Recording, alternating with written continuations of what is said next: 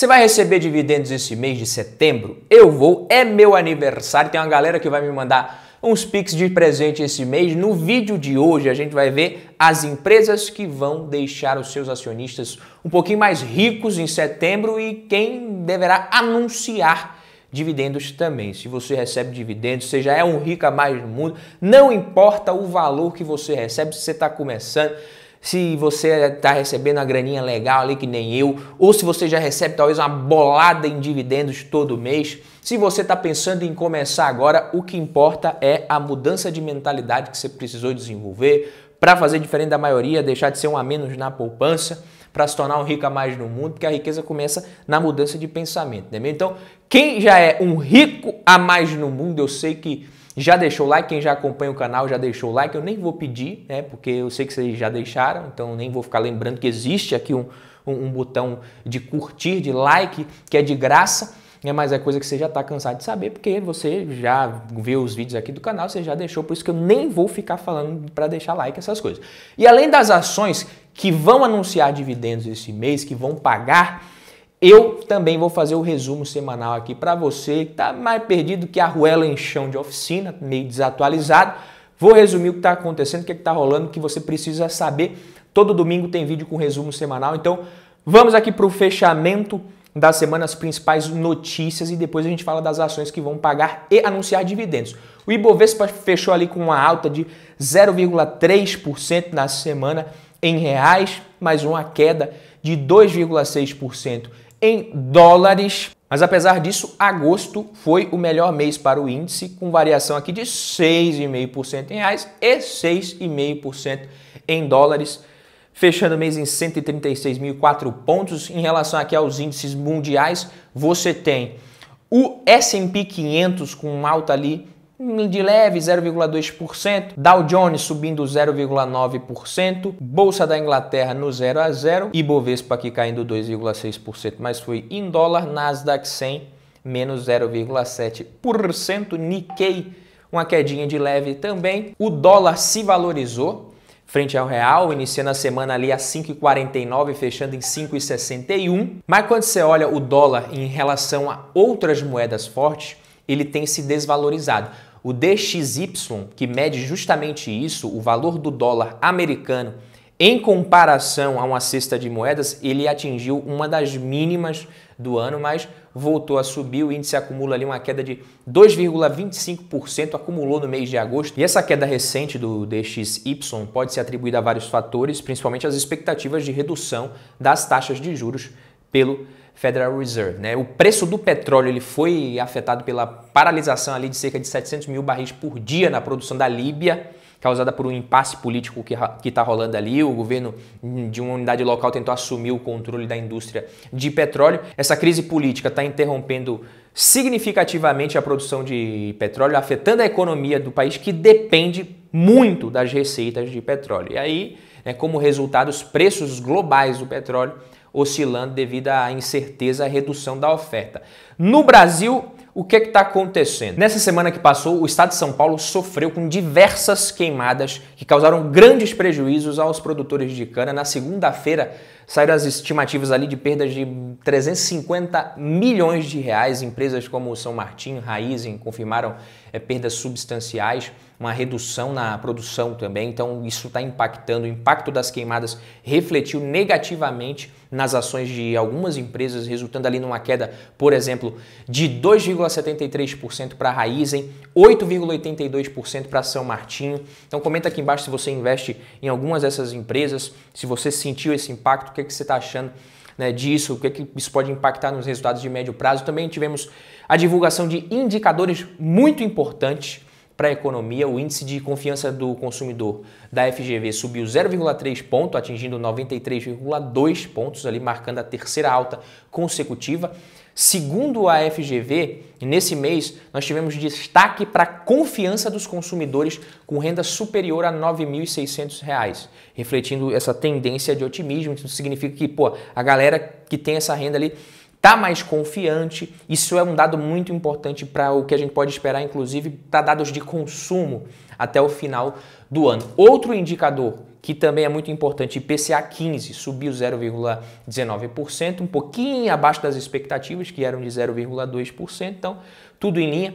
Embora o presidente do Banco Central, Roberto Campos Neto, ele tenha dito o quê? Ele comentou que os dados mostraram uma melhora em relação ao esperado, mas ele afirmou que, apesar disso, ainda não proporcionam dados ali, confiança o suficiente, conforto suficiente em relação à inflação. Então não dá para abrir mão ali de manter uma política restritiva para segurar a inflação. Ele ressaltou que a situação econômica continua exigindo essas medidas mais cautelosas para garantir que a inflação permaneça sob controle dentro das metas. E entenda como, nessa situação, principalmente o lado dos gastos públicos. O Boletim Focus de segunda-feira reforçou isso também, com o mercado aumentando as expectativas de inflação para 2024 e 2025. Isso reflete a maior pressão inflacionária influenciada por fatores como gastos públicos e incertezas econômicas. Então, enquanto o governo não tira o pé do acelerador nos gastos, fica só querendo meter imposto, meter mais imposto nas costas da população, o Banco Central precisa segurar o juro um pouquinho mais alto ali para não desestabilizar mais ainda. Essa semana também tivemos Expert XP. Durante o evento, o presidente da CVM, João Pedro Nascimento, falou sobre o conceito do PIX dos investimentos. Essa nova iniciativa tem como objetivo simplificar, desburocratizar o processo de portabilidade de investimentos financeiros. Essa nova iniciativa tem como objetivo simplificar e desburocratizar a portabilidade dos investimentos entre corretoras para ficar meio que parecido com o que acontece nas operadoras de telefonia móvel, por exemplo. Então, com essa mudança, o pedido de transferência de custódia de investimentos ali, ele vai ser feito diretamente na corretora de destino, tá? Em vez na corretora original, cheio de burocracia, cheio de entrave ali, o que acontece ainda, isso vai mudar. É uma boa iniciativa da CVM que busca deixar o mercado de capitais mais acessível, mais transparente, mais digitalizado também. Então essa ideia ela é tão boa e tão necessária que eu estou esperando isso até hoje para transferir a minha custódia para uma única corretora, que eu tenho dinheiro em mais de uma, e eu estou esperando porque eu não quero ter essa dor de cabeça, essa burocracia, entendeu? Então é uma boa iniciativa, dado esse histórico ali brasileiro, onde quem investe, a gente sempre teve um número restrito de pessoas, né? Isso tem mudado nos últimos 5, 7 anos aproximadamente, então é uma iniciativa legal. Enquanto isso, a pauta do STF ali de tributação do ITCMD, dos planos de previdência privada, que a gente comentou semana passada, está entre aspas ali pausada, congelada, o STF está analisando, mas o julgamento foi adiado para o final de novembro devido a um pedido de vista ali de Gilmar Mendes. Então, pelo visto, ele vai dar uma estudada mais a fundo ali no caso para ver o que ele acha.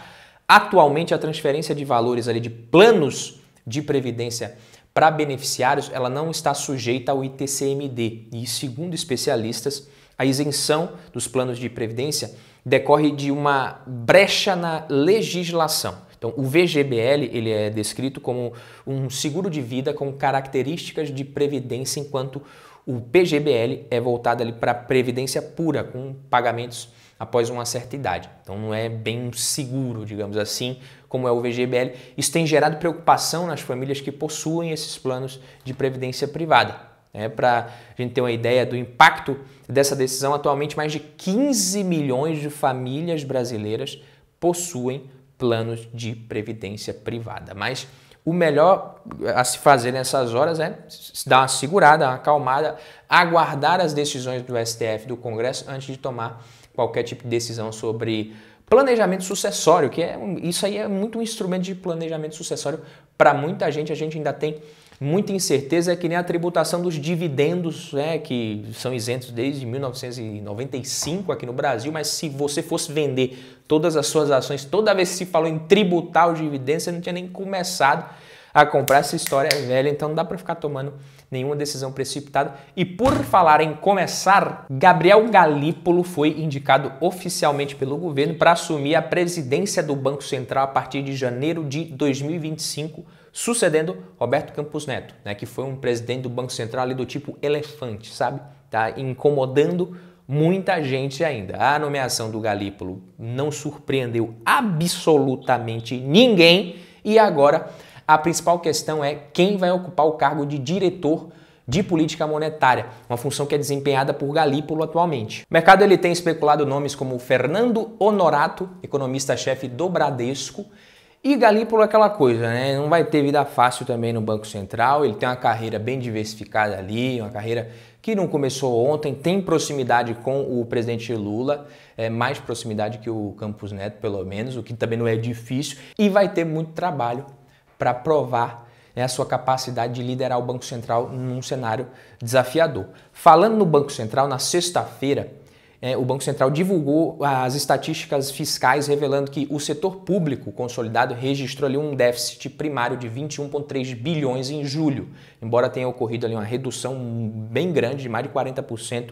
em comparação com o mesmo mês do ano passado.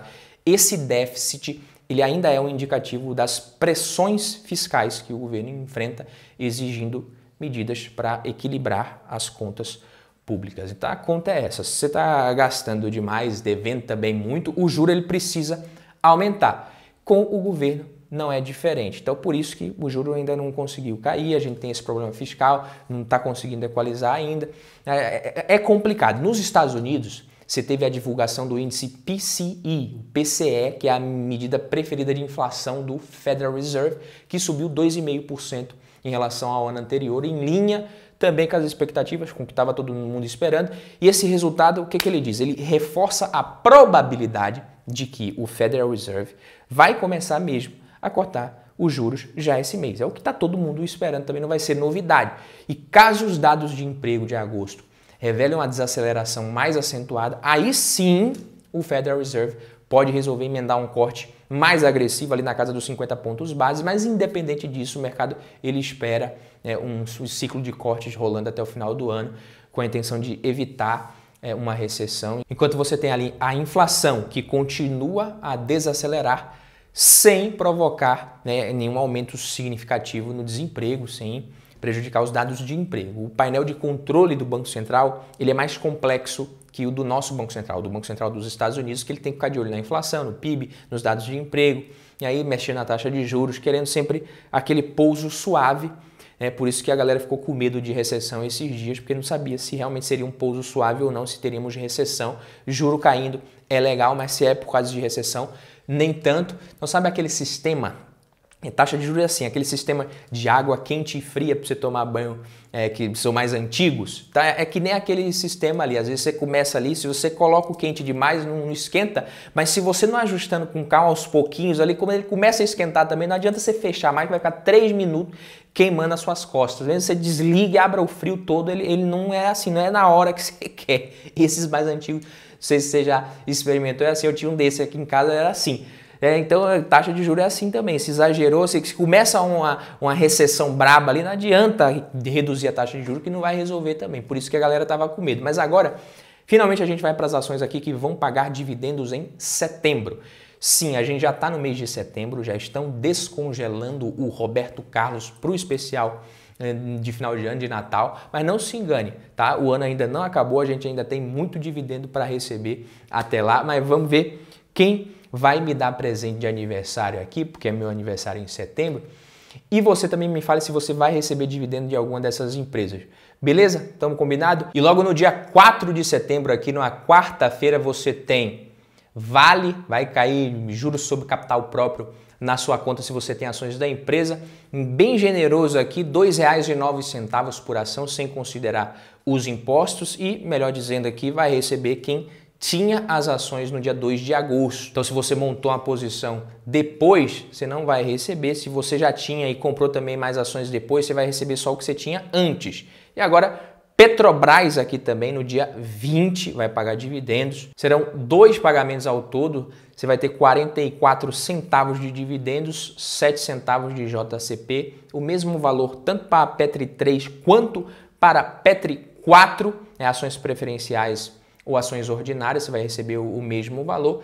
E realmente teve gente por aí dizendo que os dividendos da Petrobras iriam acabar, iriam secar, mas o que a gente tem visto na prática até agora é que a Petrobras segue forte na distribuição de dividendos e é bem provável que vai continuar assim, e eu vou receber esse dividendo aqui também. Tenho ações da Petrobras, tenho ações da Vale também, mas não para por aí. Para você completar esse combo de dividendos de empresas estatais de primeira linha, você tem Banco do Brasil, né, pai? Então a gente vai correr lá para o dia 27, no dia 27, BBAS3 pagando aqui 18 centavos de JCP, distribuídos lá no final do mês, no dia 27 de setembro, 2 dias depois do meu aniversário aqui no dia 25, que ninguém vai pagar. E a Datacom, para esse dividendo aqui do dia 27, é em 11 de setembro. Então esse provento do Banco do Brasil pode parecer pouco, mas vale lembrar que as ações do Banco do Brasil pagam, né, em vários meses do ano, né, 6 a 7 vezes por ano. Então, somando tudo ali, dá um dividendo muito bom. É um ótimo momento esse que o Banco do Brasil está passando. Você pega aqui bancos, né? Banco do Brasil costuma anunciar dividendos aqui 4 vezes e o acionista pode ficar tranquilo que esses dividendos não vão secar. Muito pelo contrário, eu diria que dá para esperar até crescimento desses dividendos em 2025. Até agora eu citei apenas, né, as grandes empresas que vão pagar em setembro por causa do filtro do Ibovespa, mas você tem várias outras empresas que vão pagar dividendos em setembro. No dia 2 aqui você tem Banestes, né, você tem Banco do Nordeste, Vulcabras pagando aqui, até vou receber esses dividendos também que eu invisto em Vulcabras. Fiz um vídeo aqui semana passada falando das 4 ações fora do radar que eu invisto, o Vulcabras está na lista, depois você assiste esse vídeo, ficou muito legal. Seguindo aqui você tem JHSF que paga 3 centavos de JCP. No dia 30, lá para frente, você tem M. Dias Branco, outras empresas. Então, fora outros nomes aqui ao longo do mês de setembro, eu acho que poucos de vocês devem investir. Então, vamos seguir aqui para a melhor parte do vídeo, que é o MDI. Ou seja, não vamos falar aqui mais de empresas que vão necessariamente pagar dividendos em setembro. Vamos falar das que devem anunciar dividendos nesse mês, beleza? E o que é esse MDI? Eu estou falando do MDI, que é o mapa do dividendo inteligente da AGF, mas o que é isso, né? Se você me perguntasse, eu poderia te explicar com as minhas palavras, mas para evitar a fadiga aqui, o que eu fiz? Eu coloquei aqui no chat com inteligência artificial o que é o MDI e como eu posso utilizar a ferramenta, para você ver como é que é legal. Então a ferramenta aqui, ela me respondeu exatamente isso. O MDI, ou Mapa do Dividendo Inteligente, é uma ferramenta que sinaliza os momentos em que as principais empresas conhecidas por serem pagadoras de dividendos, boas pagadoras de dividendos, anunciam suas distribuições. Anunciam, tá? Não estamos falando aqui do dia que elas pagam, nem dos dias que a gente tem Datacom, DataX. E é aqui por isso que você tem aqui a ressalva de que é importante ressaltar que os dados baseados em históricos podem divergir da realidade, né? Porque a empresa todo ano, há mais de 10 anos, anuncia, às vezes ela pode não querer anunciar. E aqui ele te diz como é que você pode utilizar a ferramenta. Dá para filtrar pelos setores também, dá para fazer muita coisa legal. Aqui, por exemplo, ó, você vê em quais são os meses que as empresas costumam anunciar. Mas aí você pode me perguntar, Badu, como é que você sabe, por exemplo, que a M. Dias vai anunciar dividendos esse mês? É fácil saber por que ela vai pagar, porque ela já anunciou isso, mas isso daria para você prever também com base no histórico de dividendos. E olhando aqui, você pode ver que a M. Dias ela tem esse padrão de ter uma Datacom no mês de setembro. O MDI mostra aqui que a M. Dias costuma anunciar também nos meses de abril, junho e dezembro. Tá? Mas vamos focar aqui no mês de setembro, porque a gente tem de empresas conhecidas dos investidores, como a WEG. A WEG também costuma anunciar dividendos esse mês. A WEG costuma divulgar dividendos em 6 meses do ano. Então, além de setembro, você tem fevereiro, março, junho, julho e dezembro. E eu fui olhar aqui o histórico de dividendos da WEG e eu achei um padrão interessante de que ela divulga esses dividendos em setembro e distribui esse dividendo específico em março do ano seguinte. Então tem sido assim já uns bons anos na WEG. Então se você tiver ações da empresa agora, ela vai anunciar em setembro. Se ela realmente anunciar, como é no histórico, você pode esperar isso lá em março do ano que vem, lá em março de 2025, caindo esses proventos na sua conta. É assim que tem sido. Copasa é uma empresa de saneamento que também deve anunciar dividendos em setembro. Você tem aqui mais 4 anúncios que ela faz, né? Março, maio e novembro e setembro, juntando aqui tudo, dá 4 anúncios no ano, como você pode ver. E a gente ainda tem que falar da B3, que também está sendo destacada aqui no mapa do dividendo inteligente, e abrindo a aba da empresa, você consegue ver que ela costuma anunciar tanto em março, né, em junho, né, o próprio mês de setembro e também em dezembro. E pelo histórico dos últimos anos, o direito desses dividendos, que vai ser garantido ali em setembro, que vai ser anunciado pela Datacom, vai entrar efetivamente na conta já em outubro, o que é legal, né? Anunciou ali, já pagou. A B3 ela tem esse costume de pagar já no mês seguinte ao anúncio. Em setembro do ano passado foi assim, e em outros anos também, papai. Então você tem ação da B3, eu tenho também, já pode esperar esse dividendo para o mês seguinte. Eu não sei se você costuma usar o AGF, mas se você ainda não usa, eu vou deixar o link aqui na descrição do vídeo, nos comentários fixado também, porque o mapa do dividendo inteligente é meio que um mapa de calor que indica os meses que as empresas costumam anunciar esses dividendos. A Datacom, o AGF tem outras ferramentas também. Se você quiser testar 30 dias grátis, é só clicar no link. É uma ferramenta legal, tem ferramentas legais lá. E a última empresa que eu queria comentar, que está em destaque também para o mês de setembro no MDI, é a Telefônica Vivo, VIVT3, né? A Vivo também, eu já falei sobre ela em vários outros vídeos aqui, porque realmente não dá pra gente comentar todas as empresas que vão anunciar, porque tem várias, você tem Marfrig, Raizen, Romi, Localiza, Movida, Ipera, Raia Drogasil, Odontoprev, Redditor, outros nomes que vão pagar também. Mas voltando a falar aqui da Vivo, é uma empresa que vira e mexe, ela tá no canal em vídeos aqui de empresas boas pagadoras de dividendos, e a gente vê pelo MDI que ela costuma divulgar nos meses de fevereiro, abril, junho, setembro e dezembro. Tá? Um dividend yield atual ali por volta dos 4%, dividend yield projetivo, se eu não me engano, pode passar dos 7%, pagando R$ 3,89 agora em 2024, indo para R$ 4,37 já em 2025. Aí eu já comentei aqui no canal que não vale a pena você comprar também uma ação só para receber dividendo, só porque o dividend yield está alto. É uma burrada você fazer isso. O legal de ferramentas como o MDI e outras ferramentas é você perceber que essas empresas estão trabalhando para você, conseguir ter uma previsibilidade ali de distribuição dos dividendos, ter uma visão de quando esses dividendos vão cair na sua carteira, de quanto que isso vai pingar. Pode ser também até um tira-teima legal para você decidir em qual ação da sua carteira você vai aportar em determinado mês, né? Qual ação que costuma anunciar, é legal, mas obviamente, isso daqui, nenhuma dessas ações é recomendação nenhuma para você investir, beleza? Pensando apenas em receber alguns centavos de dividendos, tem nada a ver, não faça isso, isso não é motivo para você sair decidindo em qual empresa você vai investir. Fico por aqui, desejo a você uma ótima semana, até o próximo vídeo, não esquece de deixar o like, agora eu tô pedindo, tamo junto, valeu!